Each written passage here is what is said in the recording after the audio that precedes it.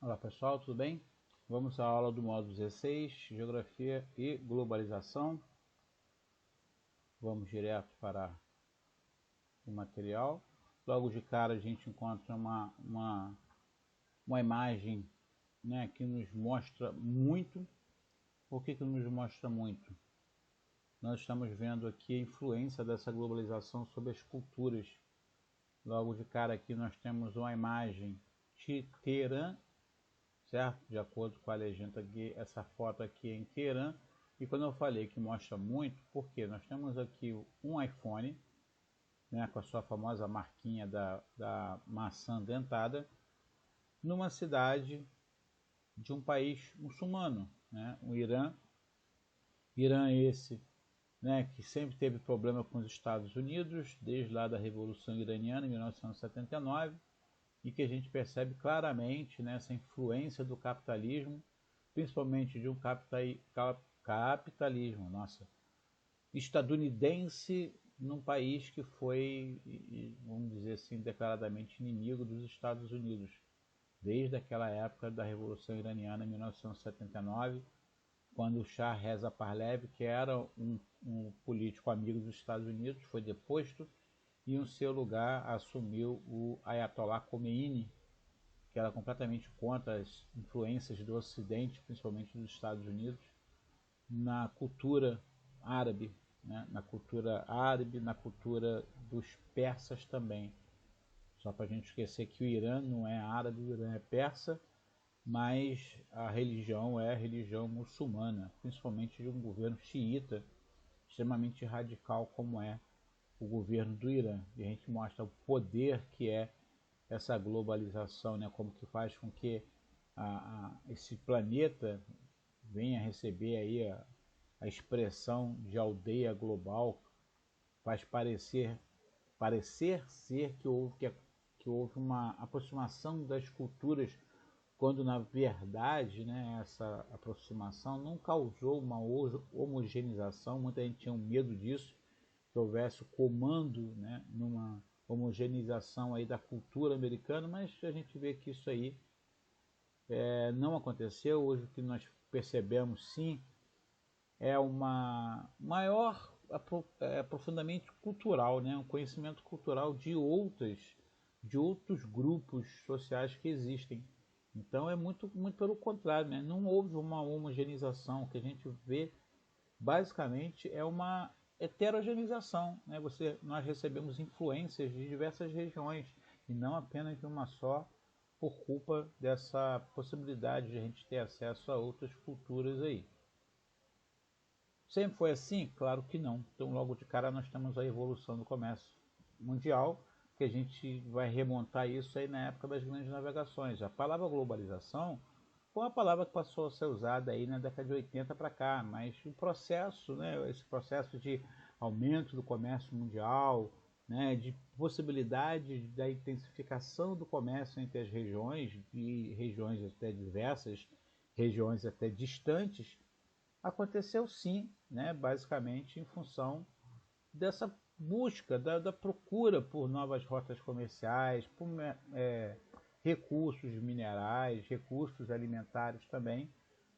Isso possibilitou bastante esse comércio entre as regiões. Então, não podemos esquecer que transporte e telecomunicação tem um papel fundamental nessa questão da globalização, não é? Para poder transportar, não só levar, como retirar recursos. Você teve a comunicação possibilitando a aceleração desse processo, nesse processo de trocas comerciais pelo mundo afora, como a gente pode perceber que aconteceu, né? Então, no primeiro momento, foram um avanço nos meios de transporte para que os produtos pudessem chegar em diversas partes do mundo, e depois, como forma de aproximação maior ainda, nós temos uma comunicação, né, fazendo com que haja aquela expansão, né, do consumismo pelo mundo afora. E aí a gente percebe que agora nem as empresas agora estão satisfeitas em simplesmente mandar os seus produtos para um outro país, mas também agora estão indo para esses países. Então a gente vê que tem países subdesenvolvidos, países pobres, receberam unidades produtoras, né, dos países ricos, que são as chamadas transnacionais. Essa essa desconcentração industrial acabou possibilitando isso aí, né? Você tem um processo de fragmentação da produção industrial, né? Onde você tem um produto que ele é fabricado em diversas partes do mundo, né? Peças de um produto é fabricado em diversas partes do mundo, como a gente percebe aí, por exemplo, indústria de aviões, né? Diversas partes do mundo, diversos países participam na produção de apenas uma peça daquele modelo de avião, e aí você deixa todos esses países, né, meio que submissos àquele país de onde é a sede da empresa. A gente vê a quantidade de indústrias na Nestlé, por exemplo, espalhadas pelo mundo afora, né? A Nestlé, sendo uma empresa suíça, ela tem suas unidades produtoras fora do país, e aí é graças a essa expansão do consumo, né, dos hábitos alimentares, que a empresa acaba se tornando uma das maiores empresas do mundo, a ponto de no Brasil ser a maior compradora, né, de latas que são produzidas pela indústria metalúrgica aqui dentro do país. Essa industrialização iniciada na Inglaterra, como o texto está dizendo, avançou por outras regiões da Europa já no século XVIII. Então, quando a gente estuda sobre a Revolução Industrial, logo de cara vem, os ingleses, né? A Revolução Industrial foi na Inglaterra. Sim, mas não ficou restrita ali. Ela acabou se espalhando por outras partes da Europa, principalmente da Europa Ocidental, mas também chegou até aqui a América do Norte, né? Com países como Estados Unidos, Canadá, e chegou até no Oriente, com países como o Japão. Então, ao longo do século XX, no século XIX, a gente tem um pequeno grupo, vamos dizer assim, um pequeno grupo de países que se destacam. E aí entra, então, nós temos o século XVIII com a primeira Revolução Industrial, nós temos o século XIX com essa complementação. Já no final do século XIX, né, por volta aí de praticamente 100 anos depois da primeira Revolução Industrial, a gente vai ter uma segunda revolução, onde essas fábricas vão sofrer uma grande mudança, né? Se na primeira Revolução Industrial nós tivemos aí o brilhantismo do carvão mineral, na segunda a gente vai ter os motores a combustão, né? Nós vamos ter o petróleo como sendo essa grande vedete aí transformando a indústria, né? Porque você sai de uma primeira revolução, onde o combustível principal é o carvão, que é pedra, que é rocha, que pesa, que é difícil para as empresas se estabelecerem longe das jazidas, né? Imagina bem, naquela época, quem quisesse se estabelecer perto do mercado consumidor. Se o mercado consumidor fosse perto de área de jazidas de carvão, tudo bem, mas se fosse longe, não daria para você se estabelecer longe, então você ficava restrito. Com o petróleo já é diferente, por quê? Porque o petróleo é líquido, então já é mais fácil para você transportar isso. Então as empresas agora elas podem ficar mais próximas dos grandes centros consumidores, não fica dependendo tanto do transporte de rocha sedimentar como é o carvão mineral. Então essas trocas de matéria-primas, esses produtos industrializados acabam se intensificando mais ainda, por quê? Porque as relações entre entre os locais, elas cresceram enormemente, né? Essa expansão do modelo, né, de consumo, olha como que aqui no Brasil, né, nós fomos intensamente influenciados pelos europeus. A própria novela de época você percebe isso naquelas pessoas que vestiam aquelas roupas, né, cheias de tecidos europeus. Então, na primeira revolução industrial, depois tem uma segunda revolução com um número muito maior de produtos industrializados chegando até a gente aqui, tá? Isso vai crescer de uma forma muito contundente, principalmente no século XIX, porque nós temos aí a adoção de políticas liberais, né, onde os governos não se metiam muito na economia, a economia era vista pelos liberais como uma forma que o comércio tem que ser livre, né? A regulamentação do comércio ela vem por parte da lei da oferta e da procura, né? Isso regularia o preço das coisas. Então não deveria ter o protecionismo econômico. Os países não tinham que fazer protecionismo, não tinha que ter tarifas alfandegárias, deixe o comércio. Mas aí é um problema sério, né? Porque países pobres ficariam pobres definitivamente, porque sem essas leis que visam proteger o mercado interno, os produtos de fora chegariam com muito mais peso nesses países ricos. E aí o que acontece no início do século XX? No início do século XX, esse liberalismo econômico ele vai sofrer um revés muito forte, né? A própria crise da Bolsa de Valores de Nova York mostra muito bem isso. Em 1929, essa livre, né, esse mercado livre, esse livre comércio, ele não pode ser tão livre assim, né? Porque você tem aí a possibilidade de ter uma mega inflação, né, como aconteceu em 1929, houve uma superprodução de produtos, esperando-se que houvesse um superconsumo. Não teve um superconsumo e tiveram problemas que aconteceram, então não podemos esquecer que a Primeira Guerra Mundial foi um deles.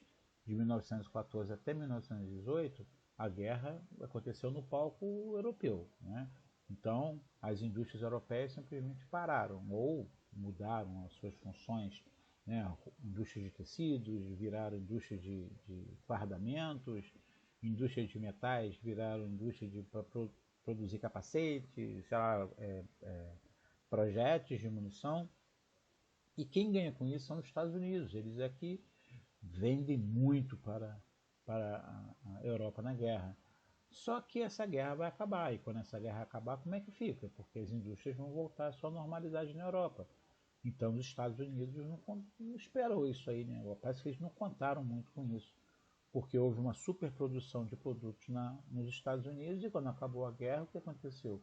Muitas daquelas empresas estavam com problemas sérios, porque muitas se endividaram para poder comprar mais máquinas, contrataram mais pessoas, compraram mais recursos, mais matérias-primas, e aí ficaram com estoques lotados, porque não tinha tanta gente para comprar assim, como era o caso da Europa, e aí aquelas empresas começaram a quebradeira geral, né? Começaram a entrar em falência.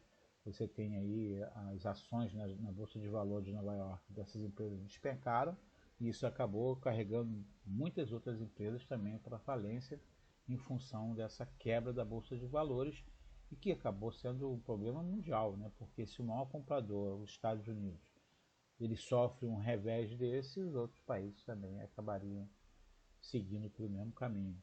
Já era a mostra que essa economia mundial já estava completamente interligada, e hoje é mais ainda.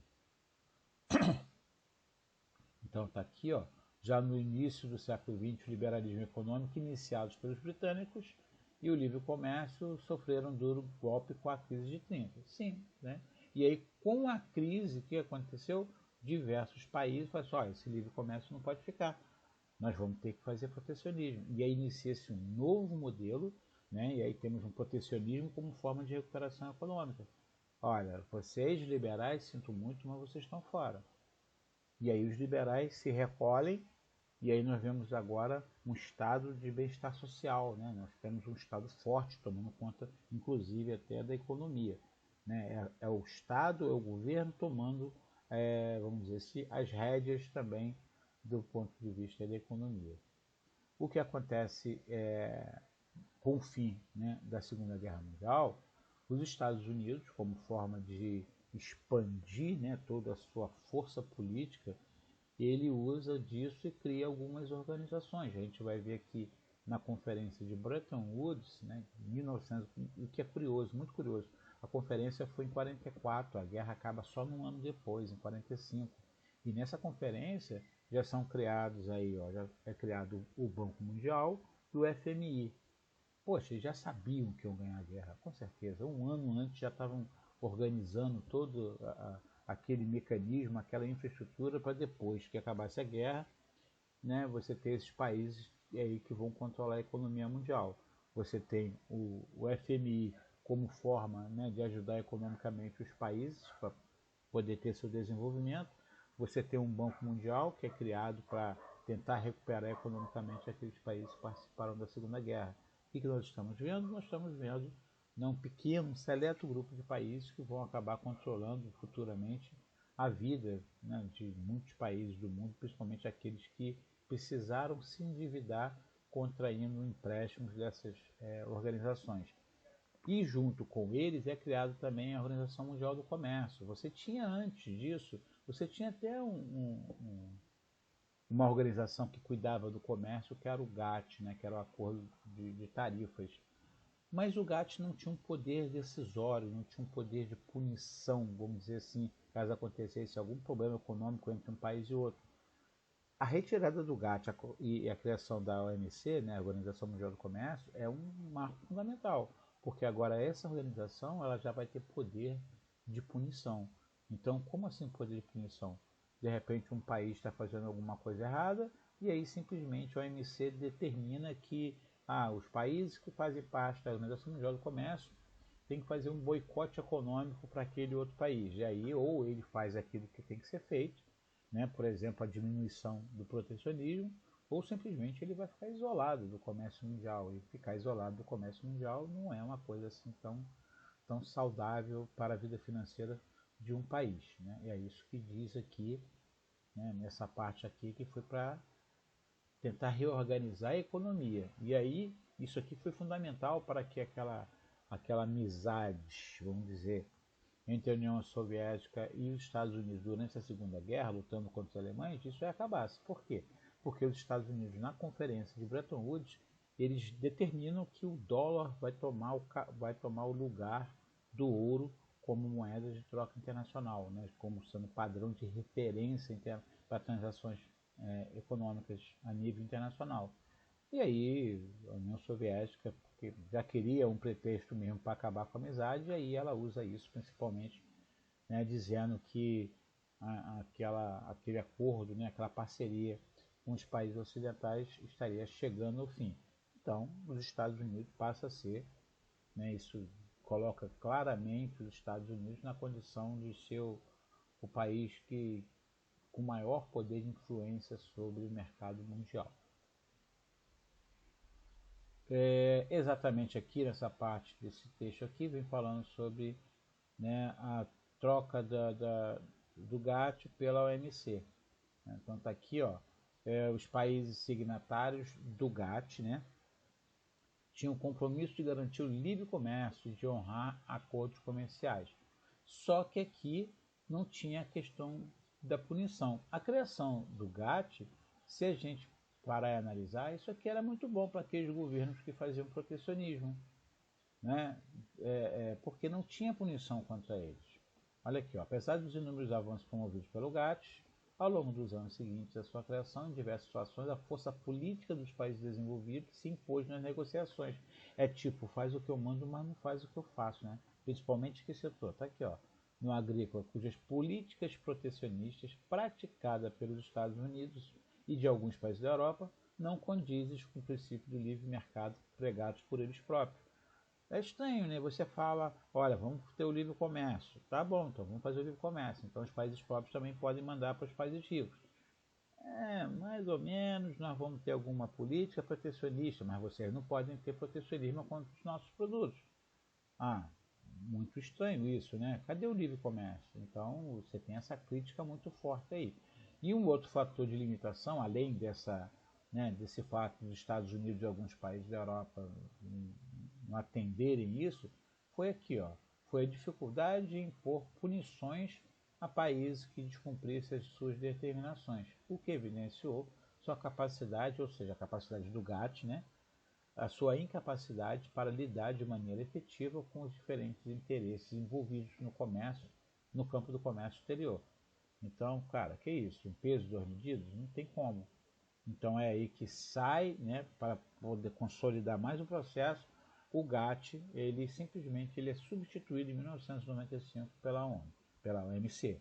Então o GATT não tinha serventia de nada porque não tinha o poder de punição. Agora, com a Organização Mundial do Comércio, mesmo tendo os mesmos compromissos lá do GATT, né, de defender o livre comércio, nós já temos aqui, ó, porém com a garantia de punições previstas em lei e assinadas pelos países que assinaram, os países signatários, ou seja, aqueles que assinaram. Uma novidade em relações comerciais que até então não tinha. Pela OMC são previstas sanções que vão desde o pagamento de multas até a suspensão comercial em caso de descumprimento de alguma regra pré-estabelecida, né? Essa suspensão comercial é o chamado bloqueio, né? Um bloqueio comercial, ninguém vende para aquele país. Então imagina bem se é um país que depende muito da compra de produtos alimentares que vem de fora, vai ficar sem alimento, né? Aí você consegue pressionar. A instituição tem se dedicado desde então a incluir no acordo um número cada vez maior de países para que as relações ocorram num ambiente jurídico seguro, trazendo equilíbrio aos países. Um desses esforços foi a entrada da China no OMC. Por quê? Qual é uma grande marca da China, né, do comércio chinês? Vamos dizer assim, é a produção de produtos baratos, né, de preços muito baixos. E da onde que vêm esses preços baixos? Vem da superexploração da mão de obra, né, de pagamento de salários baixos.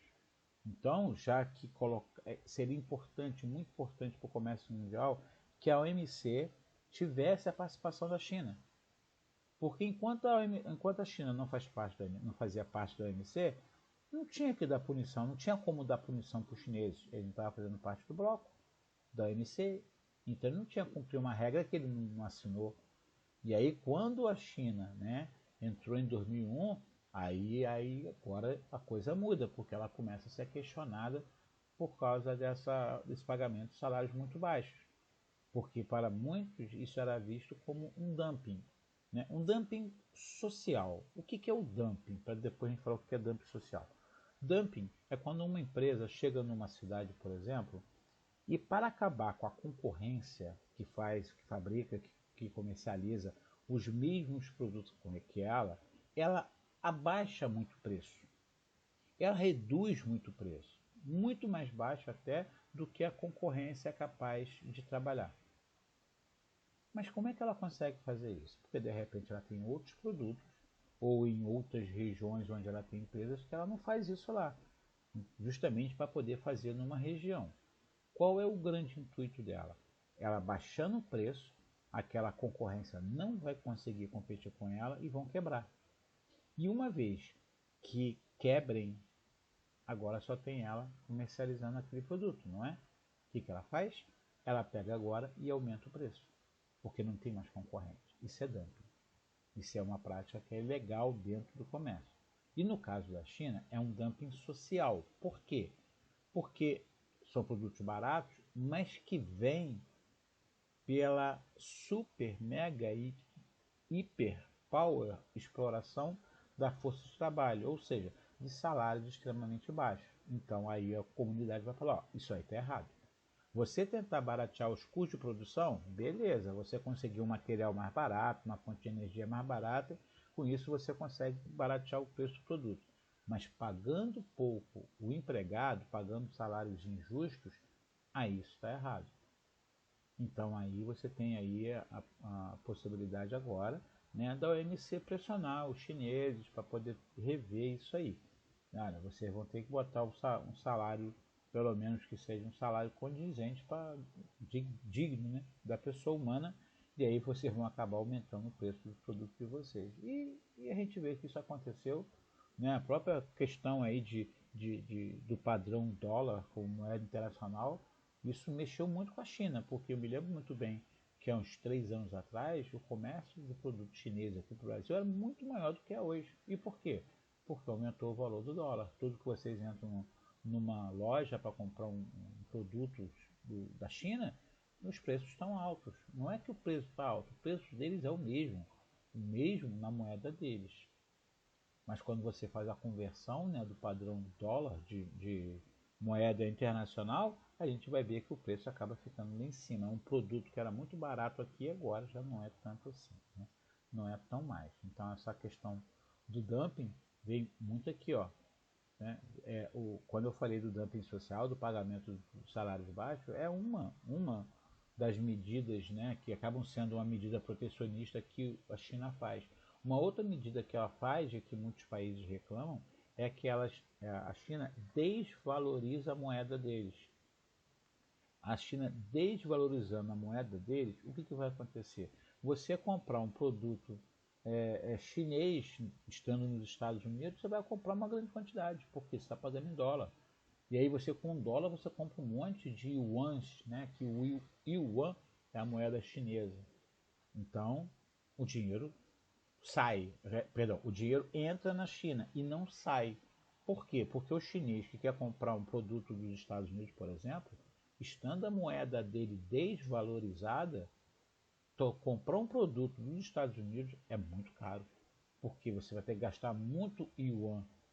E aí, para você não gastar muito yuan, o que, que você faz? Você compra um produto fabricado pela China. Isso é poupança interna, o dinheiro não sai. Entendeu? Por que, que é difícil comprar uma Ferrari? Porque tem imposto. E se não tivesse impostos, alguém poderia comprar, o dinheiro está saindo. Então, essa cobrança de impostos, né, altíssimos, de produtos que vêm de fora, isso também é um motivo de reclamação dos países junto à Organização Mundial do Comércio. E aí a gente percebe aqui, né, que a OMC ela lida com esses problemas, né, do protecionismo, né, dos altos subsídios que os governos, principalmente os governos desenvolvidos, dão e que acabam atrapalhando, né, a venda de produtos básicos que os países pobres têm. E aí o que acontece? Né? Como forma de pressionar esses países ricos, os países subdesenvolvidos ou em desenvolvimento, eles também se juntaram e começaram a pressionar, né? Começaram a pressionar principalmente os países da Europa Ocidental e os Estados Unidos. Então, na rodada de Doha, Doha no Catar, né, são essas reuniões, como vocês estão vendo aí na imagem, essa é uma das rodadas, porque isso não é só numa reunião. Quando vocês escutam falar rodada de Doha, não foi só um dia que aconteceu. No caso aqui, nós temos a rodada de 2001, tá? Mas eles sempre estão se encontrando justamente como forma de pressionar o OMC em relação a esse protecionismo todo que os países ricos fazem em relação ao preço das mercadorias dos países pobres. Então, eles criam toda a dificuldade, né, para a entrada dos países pobres, aquilo que eu falei, mas exigem que os países pobres não façam a mesma, não exerçam o mesmo poder de protecionismo para os produtos que vêm dos países ricos. Aí dentro desse contexto a gente tem uma participação fabulosa, né, de um grupo de países que, por terem tamanhos imensos, por terem populações imensas, começaram a pressionar aquele pequeno grupo de países ricos. E aí nós temos aí principalmente a figura desses aqui, ó, China, Índia, Brasil, Coreia do Sul, África do Sul, México e outros países que têm um papel fundamental para manter um certo equilíbrio entre os países desenvolvidos e os países subdesenvolvidos. Por quê? Porque esse grupo aqui é aquele grupo que está no meio, né? Está no meio do caminho. Eles já estão em processo de desenvolvimento, então não pode ser considerado subdesenvolvido pelo ponto de vista econômico, mas também não pode ser considerado desenvolvido como outros. Então, seriam em países em desenvolvimento. E aí, lógico, tem que ser ouvido, porque essas populações compram muito, têm um poder de consumo grande, e aí você tem que ter uma sintonia melhor com os países desenvolvidos. Essa globalização ela começa a ganhar um impulso muito maior, né? Tanto está o título aqui, o subtítulo é intensificação. Por quê? O que acontece na década de 70? Nós temos uma revolução tecnológica. Né? A revolução tecnológica não é nada, as revoluções não acontecem do nada. Se a gente analisar, né, o que foi a primeira metade, né, a primeira metade não, a partir da segunda metade do século XX, ou seja, assim, logo depois que acaba a guerra, a gente entra num período meio que conturbado da história mundial, que é o período da Guerra Fria, né? Aquela luta ideológica entre Estados Unidos e União Soviética, um querendo mostrar para o outro que era melhor, e toda vez que um quer mostrar para o outro que é melhor, ele acaba fazendo o quê? Ele acaba estudando uma técnica para poder ser melhor do que o outro. E isso, toda vez que você estuda, melhora, né? A perfeição, né, acontece por causa de quê? Por causa de uma repetição. Né? Essa concorrência é fundamental. O grande concorrente dos Estados Unidos foi a União Soviética e vice-versa. Né? Nesse período, que negócio de botar o homem na lua, de criar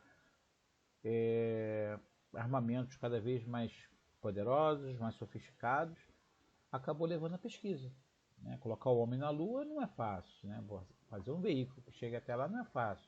Fazer com que o homem possa viver num ambiente que não tem atmosfera, que não tem oxigênio, não é fácil. Então vamos pesquisar tudo. E aí, claro, fruto de todas essas pesquisas levou a essa inovação tecnológica fantástica aí, né? Você ter mais informação num espaço menor. Então a gente sai de computadores que ocupavam um prédio inteiro para computadores hoje que vocês têm no celular de vocês, um computador muito mais poderoso do que foi os primeiros computadores, aqueles que colocaram o homem na lua, que eram gigantescas máquinas. Hoje você com um laptop pequeno você tem um poder muito maior do que um PC de quando foi criado, né? Então esse avanço tecnológico, né, essa revolução tecnológica aí, promoveu uma flexibilização muito maior dos setores de produção, uma interligação muito maior, cada vez mais fácil você transportar produto para cada vez mais longe com cada vez menos tempo, ou seja, você ganha. Né? Se você pode produzir, você pode transportar uma carga maior, porque os navios estão maiores, e esses navios estão mais rápidos, então o tempo é menor. Então, rapidamente, os fluxos de capitais também são transferidos, porque agora eu não tenho que pegar o dinheiro, botar numa mala e levar para alguém. Eu simplesmente faço a transferência bancária, né, o chamado dinheiro virtual. Esse, então, esse se movimenta com muito mais intensidade, com muito mais velocidade pelo mundo afora. Você com teclar, né, de uma tecla chamada Enter, você pode transferir bilhões de reais para uma conta. Rapidamente você faz com que esse dinheiro seja flutuante, né? É um dinheiro muito volátil, né? Ele rapidamente some. Então tem um lado ruim disso também. Por exemplo, uma crise econômica que se instale num país, aqueles investidores que têm dinheiro aplicado, o que ele vai fazer? Olha, o negócio está ficando feio, vou pegar meu dinheiro e vou mandar para o Japão, por exemplo. Ah, mas o Japão você não vai ter tanto lucro. É melhor não ter tanto lucro do que eu ter um prejuízo. Então eu vou descapitalizar aquele país que eu tenho dinheiro investido. Aí outros investidores podem fazer.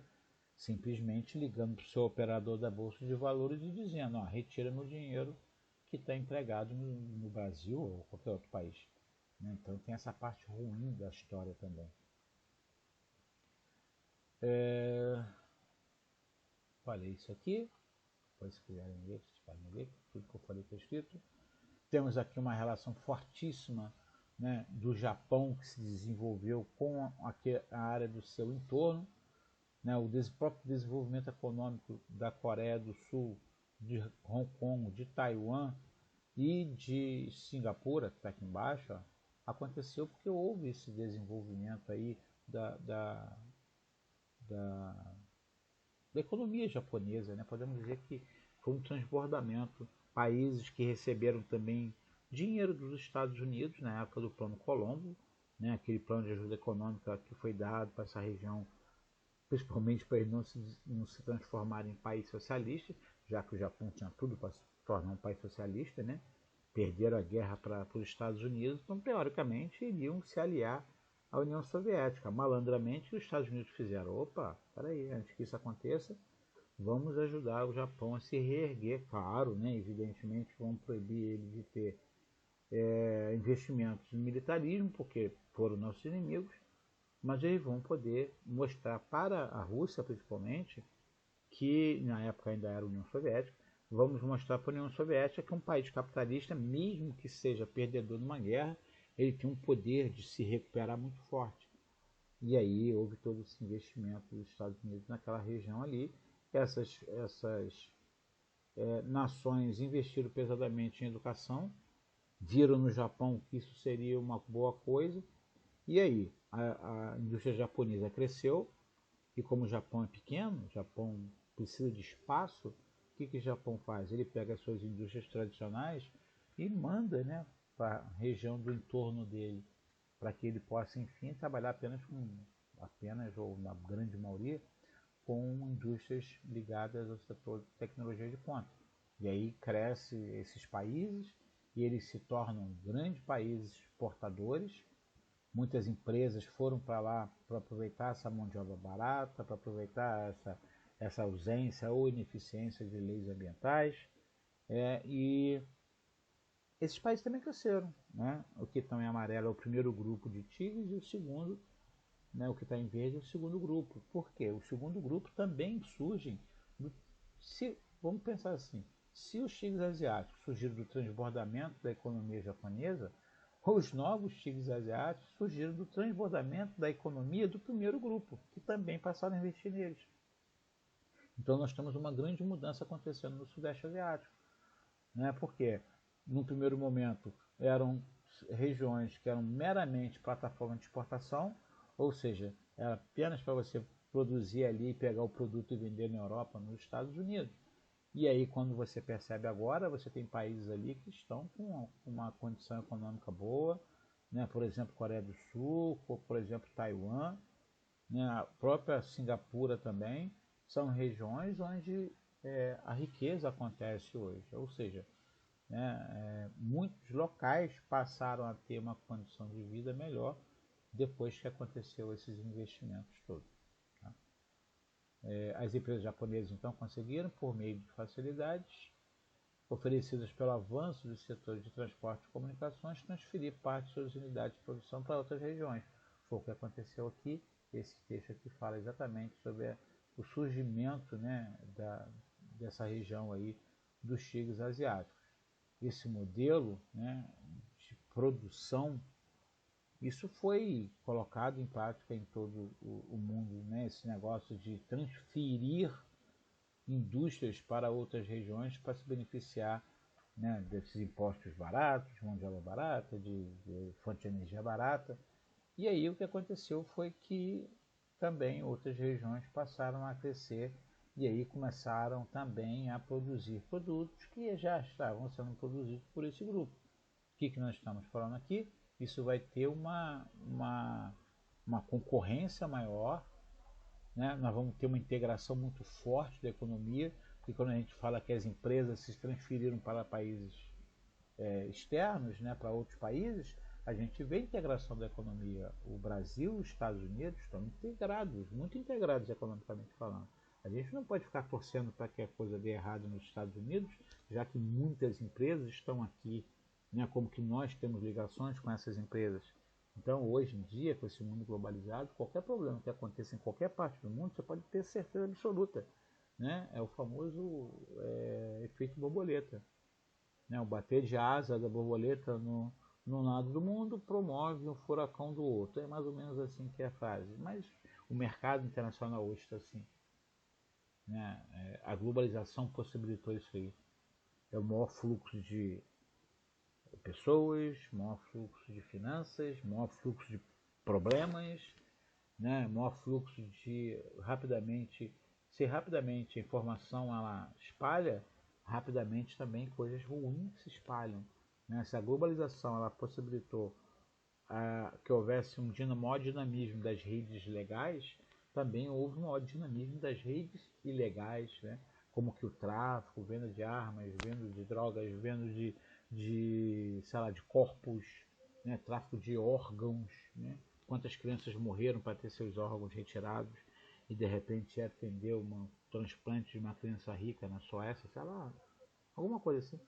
Né? A gente percebe que isso aconteceu por causa dessa globalização aí. Tá? A expansão da globalização contou ainda com uma mudança significativa no cenário político mundial, o próprio fim da Guerra Fria.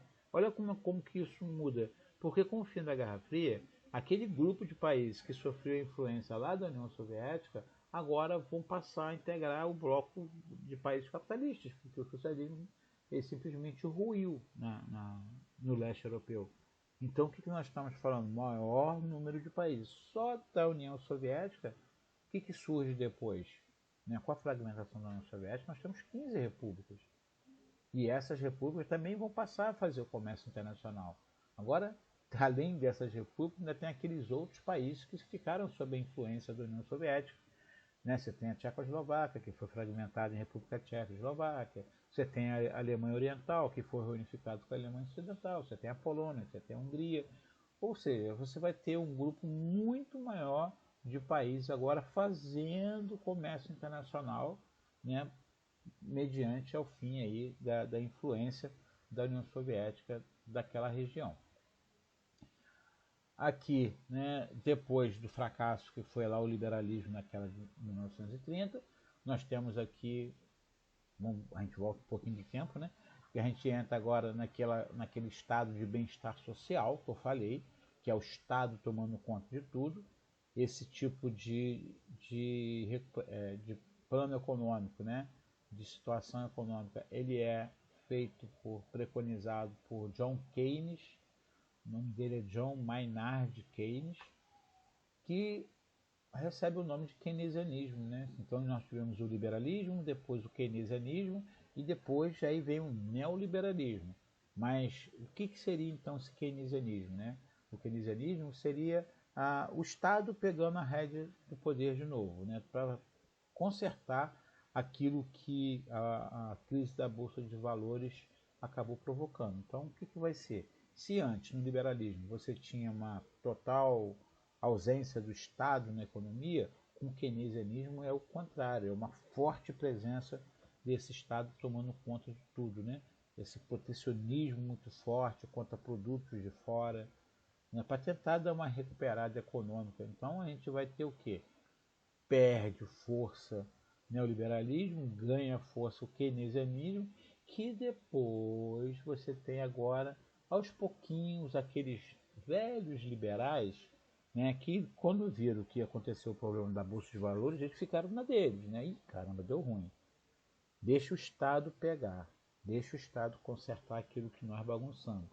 Por quê? Porque aos poucos, depois, a gente vai lá e recupera de novo esse campo perdido. E é o que vai acontecer, tanto que se vocês olharem aqui, ó, ao longo da segunda metade do século XX, ou seja, né, depois de 1950, as políticas keynesianas de forte intervenção estatal e protecionismo foram perdendo força aos poucos e dando lugar a uma nova onda de políticas baseadas nos ideais de liberalização do comércio e de flexibilização de barreiras comerciais, que passaram a ser intitulado como neoliberalismo. Então seria o que? O neoliberalismo seria aquela frase, né, aquele dito popular que diz assim, lobo em pele de carneiro. Né? Poderíamos colocar isso. O lobo em pele de cordeiro seria o neoliberalismo, né? Que é o lobo, ou seja, lá os liberais, com uma nova roupagem, né? Tipo, somos paz e amor, né? Não somos aqueles da Bolsa de Valores, da quebra da Bolsa de Valores.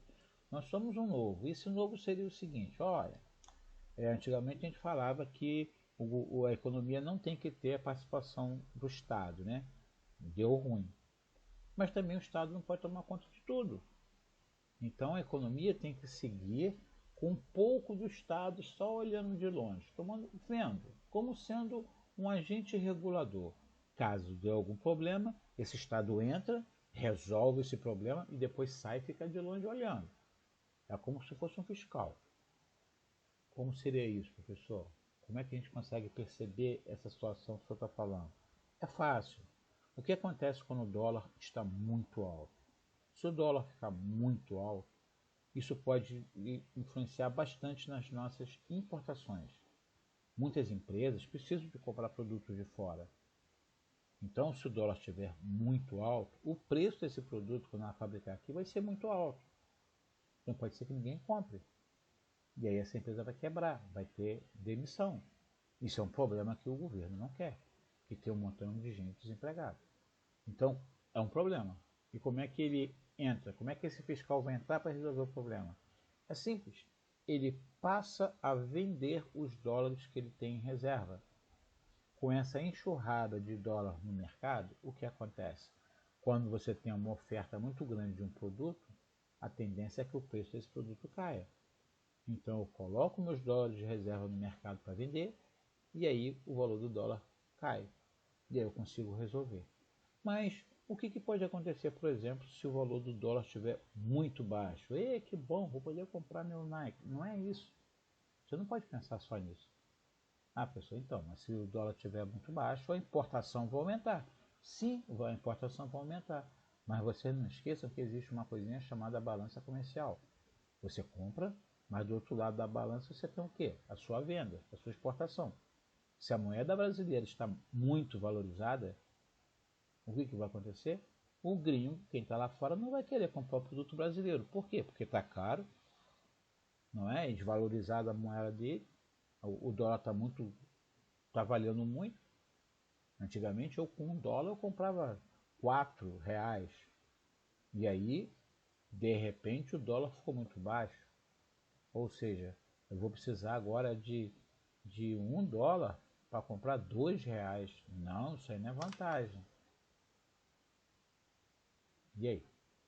Porque quando o dólar está muito baixo, prejudica a nossa exportação. Quando o dólar está muito alto, prejudica a nossa importação. Então, o que o governo faz quando o dólar está muito baixo? Ele vai no mercado e compra dólar.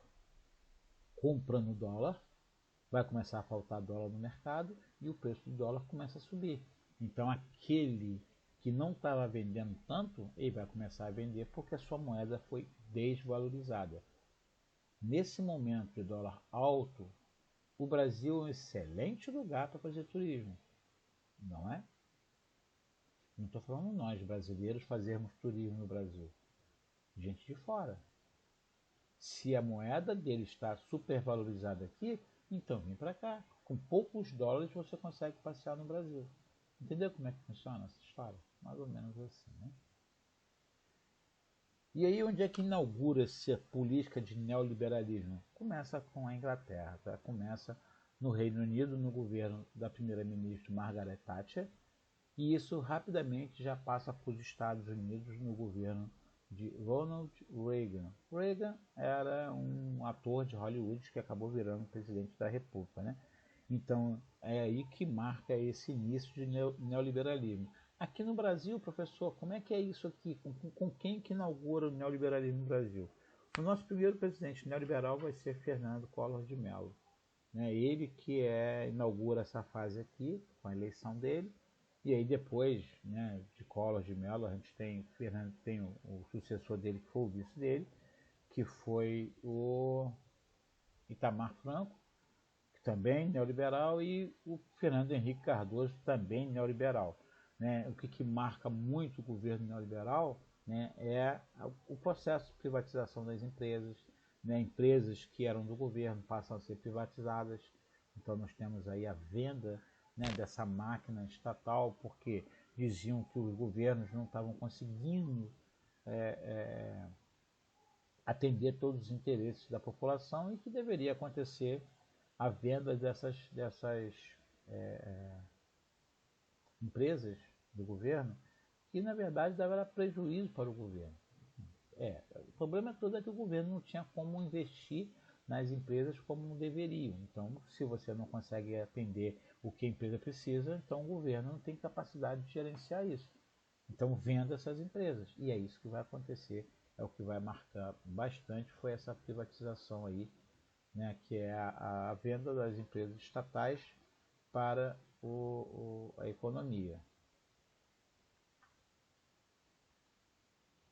E com isso, a gente vê que essas empresas, depois que foram privatizadas, elas tiveram um crescimento absurdo, né? Investimentos necessários chegaram com aporte de dinheiro de companhias que compraram, né? De investidores, e aí, no caso, por exemplo, aqui no Brasil, um grande exemplo disso é a Companhia Vale do Rio Doce, né? A maior empresa de mineração do Brasil, que era do governo, e que foi vendido, que com a privatização passou a ficar conhecido somente com o nome de Vale. Os setores também energéticos, os setores de telecomunicações também foram privatizados, e aí agora sem essa ingerência por parte do governo, aconteceu essa desenvolvimento, né, das empresas.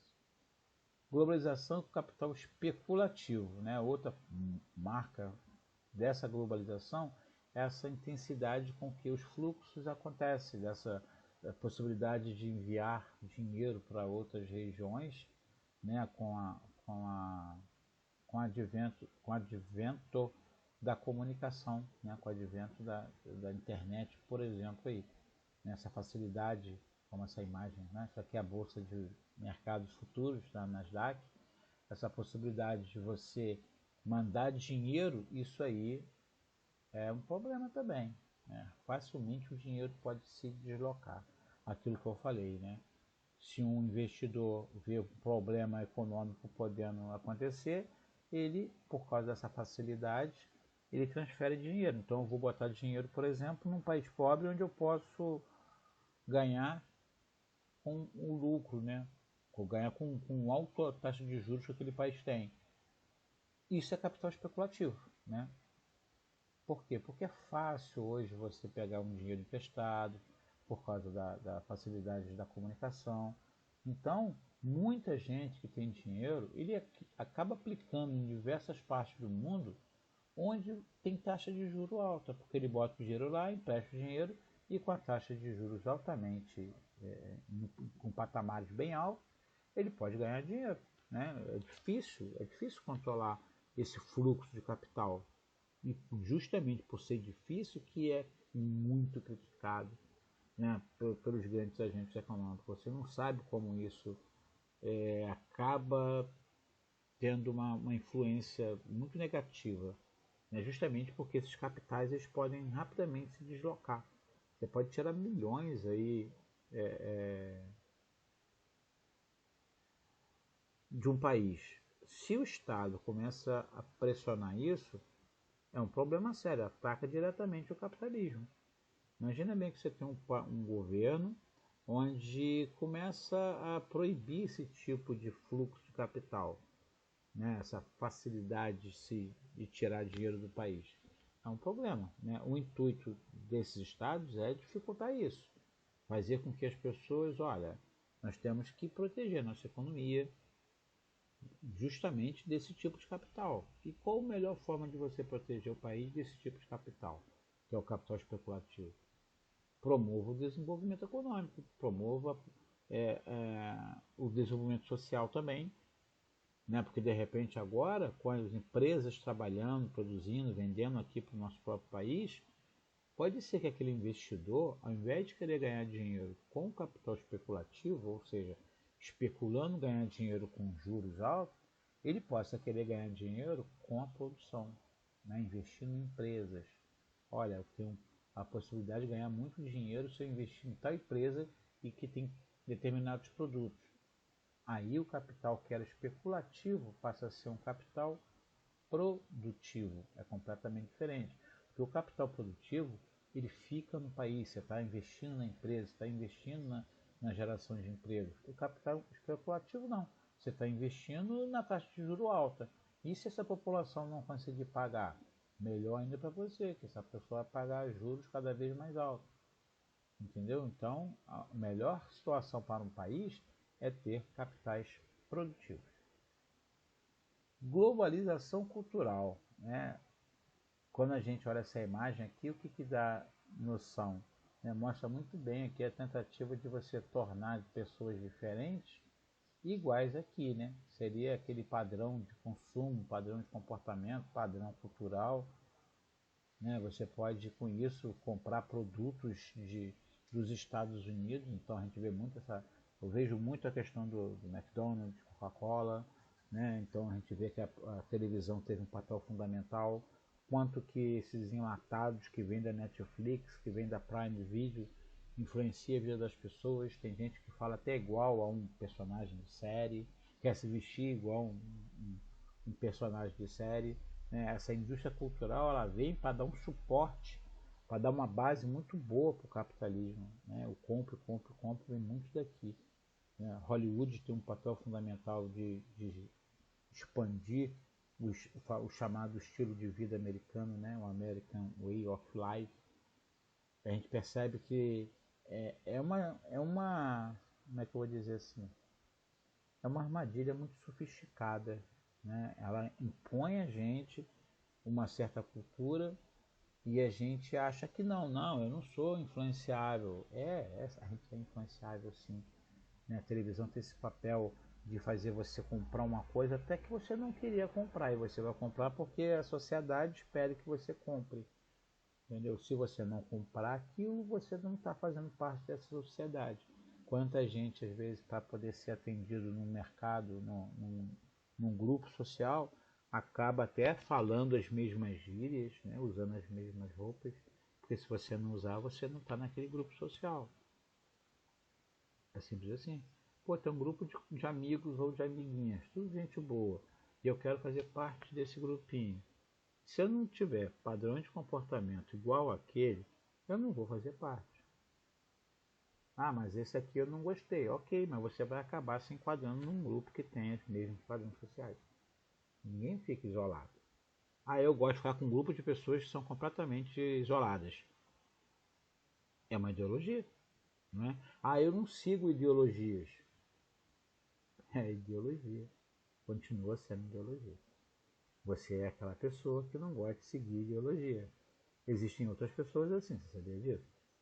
Então, vocês provavelmente compartilham a mesma ideia, porque vocês têm a mesma ideologia. A ideologia ela é inerente à pessoa, tá? Não é simplesmente eu quero ou eu não quero, não. É o tipo, a típica lei que é nata, né? Tá ali, ó, não tem querer. Você está situado nessa situação. Então a gente vê então que esse setor de propaganda de marketing, né, utiliza técnicas sofisticadas, como está escrito aí, ó, de comunicação para produzir desejos. Pode ver as propagandas da televisão, né? Tem propagandas ali que mexem muito com o sentimento das pessoas. Olha aí as técnicas sofisticadas, né? Olha, não compre isso. Isso é uma técnica estranha, mas é. Quantas vezes a gente passa às vezes perto de um outdoor e está escrito lá, não olhe aqui. O que você faz? Você olha, você olha. Coloco lá um outdoor muito bem escrito. A pessoa vai passar, não vai nem reparar. Vai olhar, mas não vai dar atenção. Mas basta uma palavra escrita errada, faltando um acento, faltando uma letra, ou com uma letra a mais, e aí o pessoal logo chama atenção e vai ler aquilo que está lá. Ah, li. Então, era isso que a mensagem foi feita, né? O erro, pode ver que palavras erradas escritas na rua chamam, parece que tem um imã, né? Parece que tem uma atração para a nossa vista. Tu olha assim, tu bate, ó, tem alguma coisa errada ali, peraí. E se tem alguma coisa errada, peraí, chamou sua atenção. Isso é essa técnica que a gente está lendo aí. Às vezes eu olho para lá, pessoal, porque eu tenho um laptop aqui na minha frente, mas aqui na minha frente eu tenho um laptop assim, mas tem uma TV de 42 polegadas que está atrás do laptop. Então às vezes eu olho para cá, porque às vezes aqui alguma coisa está pequenininha, eu olho aqui, ó, gigantão, tá? E essa claridade toda que está aqui no rosto também. Bom, vamos subir aqui.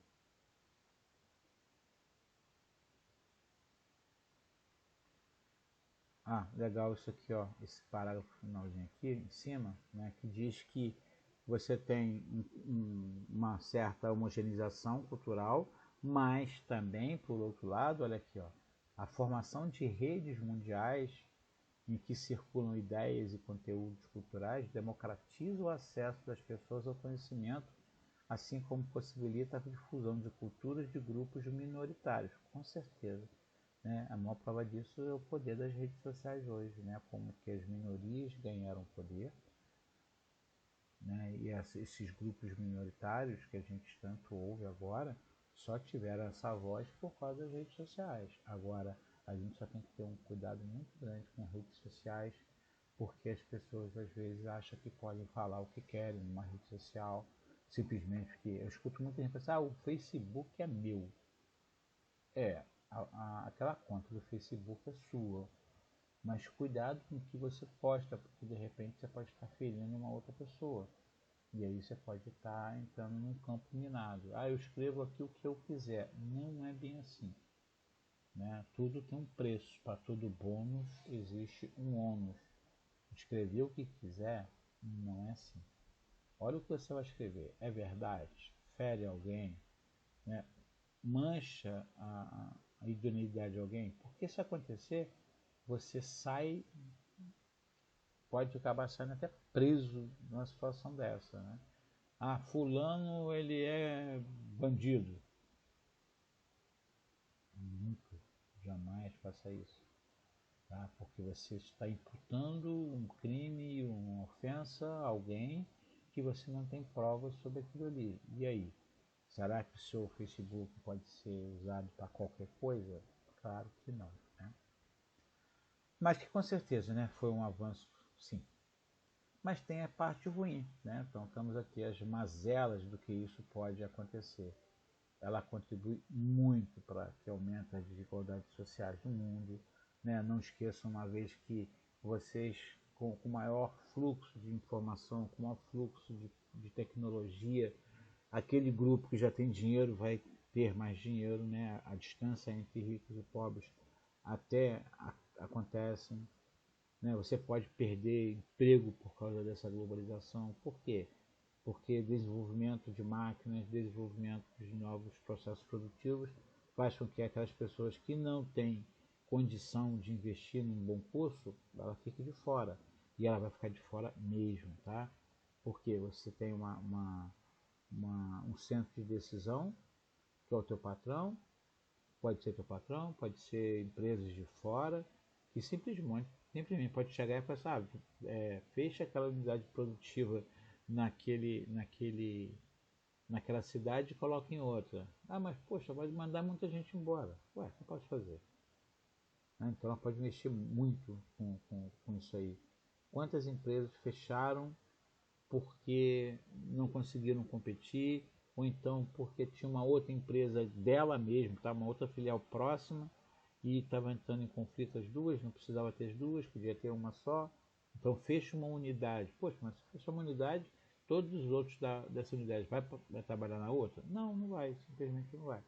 Então isso é um problema seríssimo, né? Você tem a questão dos países, nos países pobres, essa situação acaba sendo pior, porque as novas funções hoje são funções mais qualificadas. Então, se você tinha no passado, né, vamos botar assim um exemplo bem bobo, se no passado você tinha uma função de datilógrafo, hoje você tem uma função de digitador. Ah, é a mesma coisa, só apertar. Não é a mesma coisa, não é a mesma coisa, você pode ter certeza. O datilógrafo antigamente tinha que botar o papel na máquina e bater e acabou. Se tivesse que apagar, passava a borracha. E o digitador hoje, ele tem que saber um monte de comando, ele tem que saber operar o computador, ele tem que saber salvar, tem que saber um monte de coisa. É completamente diferente. A mão de obra hoje ela é mais especializada. E essa especialização, às vezes, vem com cursos que muitas pessoas mais carentes não têm condição de poder pagar isso aí, né? Vamos lá. Uma coisa bastante curiosa que tem esse parágrafo aqui, ó. Por que alguns países passaram a investir, passaram a fazer a inclusão social daquelas pessoas mais carentes? Ou seja, a pessoa só está falando de Bolsa Família? Sim, estou falando de Bolsa Família. O que é o Bolsa Família? É um repasse de verba federal para pessoas mais carentes, ou deveria ser. E para quê? Ah, porque ele é bonzinho? Não sei se é tão bonzinho. Mas se eu pensasse assim, se eu tenho agora um grande número de pessoas que não faziam parte, né, porque não compravam, e agora com essa injeção de capital, vamos dizer assim, porque o dinheiro que está sendo pago para essas pessoas não é o governo que dá esse dinheiro, né? A gente não pode esquecer isso, o governo não dá dinheiro. O governo arrecada dinheiro com a cobrança de impostos, impostos nossos, então nosso dinheiro que acaba pagando o Bolsa Família. Sim, mas essas pessoas agora, com um poder aquisitivo um pouco maior, o que elas fazem? Ah, elas podem comprar arroz, feijão, pode comprar roupa, comprar remédio. Então, comprar. Será que essa ajuda do governo, né, essas políticas assistencialistas, não seria uma forma de você também ajudar os capitalistas a vender mais? Porque esse dinheiro vai para a rua, né? Esse dinheiro vai entrar no mercado financeiro, ele vai circular. Então você tem que botar o dinheiro para circular. Então você tem um número de pessoas comprando. E essas pessoas podem comprar até um produto desses países desenvolvidos, que tanto apoiam esses projetos aí sociais. Entendeu?